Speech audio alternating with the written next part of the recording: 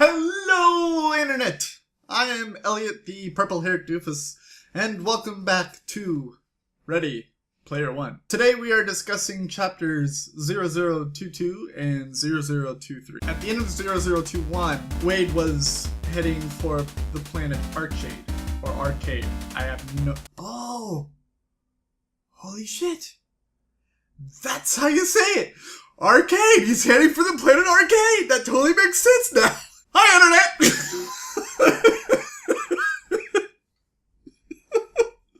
I feel like such an idiot! Arcade! Oh. God. Okay then.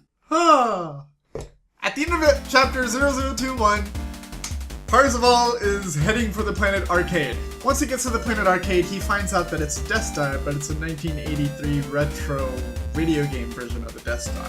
When you get to the planet, it is filled with classic arcades, from pizza joints to roller skate rinks. Pretty much anywhere that you can think of a coin-operated machine being, they've recreated it. And the first thought that pops into my head is Circus from Las Vegas.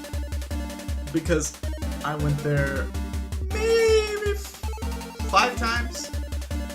A couple times with my high school band and a couple times with my grandparents. And he goes to the planet Arcade because he believes that's where the Jade key is. He believes it's with the trophies that Halliday had acquired when building the Oasis. To get to the trophies, you have to traverse a maze of arcade games. Once he gets to the trophies, he finds out that it's a bust because you can't move the trophies and there's nothing around there that suggests that the Jade key is with these trophies. He leaves after finding this out, but he wants to go a different route on the way off Arcade, and he finds a recreation of a pizza place that Halliday had in Middletown called Happy Place Pizza. No, Happy Time Pizza. And I'm just reminded of Futurama, the very first episode when the pizza guy is talking to Fry because Fry just beat the video game, and he's like walking away from the arcade, and the pizza guy is like, "Fry, you got pizza going! Come on!" Like that. He goes into the Happy Time Pizza and he finds the classic game Pac-Man. There's a quarter like molded to this Pac-Man machine. And it's from the same year that Pac-Man was invented. And he looks at the scoreboard and finds out that the top score on Pac-Man is 10 points away from a perfect game.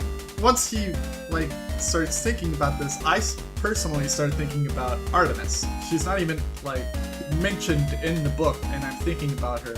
And I'm realizing how difficult it must be for Hartsville to continue to do this without thinking about Artemis. Once he sees that the high score is 10 points away from the perfect game, he thinks that maybe there's something to that, especially since the quarter is from the same year that Pac-Man was invented. So he thinks that there's something to that as well. He thinks that he's stumbled upon an Easter egg in Oasis. It's not the Easter egg, but he's stumbled upon one of them. While he's playing through the perfect Pac-Man game, H gets the Jade key. He doesn't let it distract him, and he eventually finishes the perfect game of Pac-Man. It mentions how, I think it was beyond Maze 16, the ghosts don't turn blue anymore after you get the power pellet. And I was like, that's such bullshit. And so I had to go on YouTube and look up a perfect game run, and it even mentions it in the book. A perfect game run is like 4 hours of Pac-Man. I see the perfect game runs, and I'm like, okay, I'll just let it play while I continue reading, and then it mentions a split screen, and after I was done reading, I skipped all the way to the end where it had the split screen, and I was like, holy shit! You have to do that to beat the game? That's insane! After he completes the task of getting a perfect game of Pac-Man, he is given the quarter that was molded to the coin-operated device, but not the Jade key, so that was another dead end. But as he's walking away, he receives an email from H, letting him know that all debt has been cleared from now on. And it gives him a hint as to where the next Jade key is. Even if the friendship is strained, H still wants Hartsville to get the Jade key before any of the Sixers do. And the hint is the video game cover for the video game Zork. And he's looking at the cover, describing the cover, and he talks about a building, a white house, with all of the windows boarded off and doors boarded off. And he's kind of like, oh, that's brilliant. That's exactly where it is. Why didn't I think of that before? He has to go to the planet Phobos to get the Jade key, and that's where chapter 0022 ends. The planet Phobos is named after a character in Zork, and I hope that I am not mispronouncing either of those, because I'm not familiar with that game.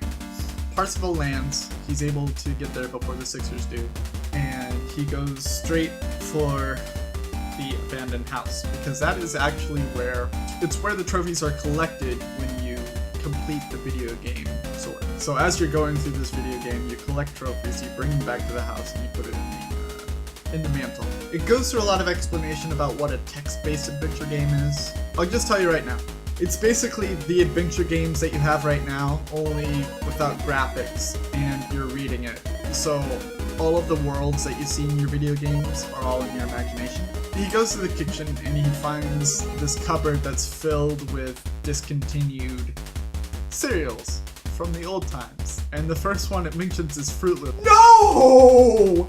Not my Fruit Loops! You can't kill my Fruit Loops, please! And he finds Captain Crunch, and he empties it out, and he finds the whistle that he's supposed to use to get the Jade key. And of course, once he finds the whistle, he blows into it, but nothing happens, because he has to go collect all of the 19 trophies first, then blow the whistle so that he can get the Jade key. He goes through the entire game in like 22 minutes. I guess this is like the text-based version of a speedrun. Once he collects all the trophies, he blows the whistle, and the whistle turns into a key in his hand. And he looks at it, and the first thing that he notices is, hey, this is Jade. It's silver. He flips it around, and he notices that it's actually wrapped in silver, almost like a piece of gum. And he unwraps it and finds that it actually is Jade inside of the wrapper. And he's like, hurrah, I have a Jade key. He looks on it and he finds the clue for the next key, which is just a single line. Continue your quest by taking the test. That's it. That's literally all the clue is. So he's kind of stuck in the dark there. He has the Jade key, so he's about to leave. He hears all of the Sixer ships kind of centering on the planet. And so he runs to the Vonnegut to get off of the planet. He barely escapes from the planet. And as he's escaping, he emails H and he says, you know, whatever debt you think that you have towards me, it's completely repaid right now. I pretty much owe you right now. Just please be my friend again.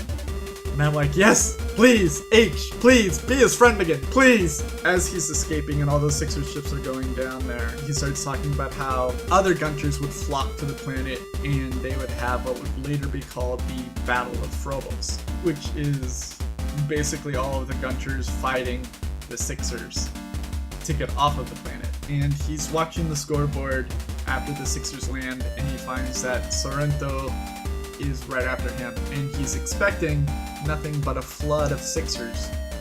But then he sees the screen name Shoto show up right underneath Sorrento. And it's like, yay! Shoto made it! Woo! Woo!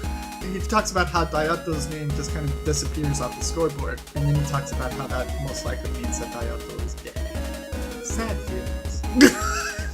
You made me so high and then you plummeted me. Why, book? Why? Why would you do that? And that's how the chapter ends. The question that I have for you today is, what was your favorite arcade spot when you were younger? Where did you go to play your video games with other people? If you went anywhere. The question that I had yesterday was, what kind of things do you do in order to get friends or keep friends or make friends? I don't really have an answer for this.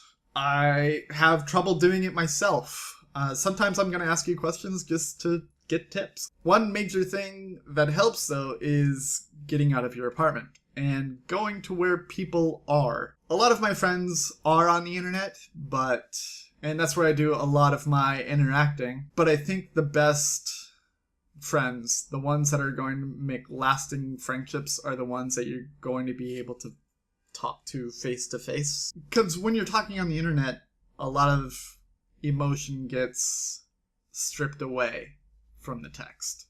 I guess my only tip for you to make friends is to get out of the house and be places where people are. Go to places where people would be that have the same interest as you, and you'll find others that have your interest and possibly other interests, and make friends that way. But I've rambled on enough. Don't forget that the next book is The Seventh Bride by T. Kingfisher. Grab it by any legal means necessary. I have been the purple-haired doofus reminding you to watch your pajama radius, and I will see you all in the next chapter of Ready Player One. Toodles!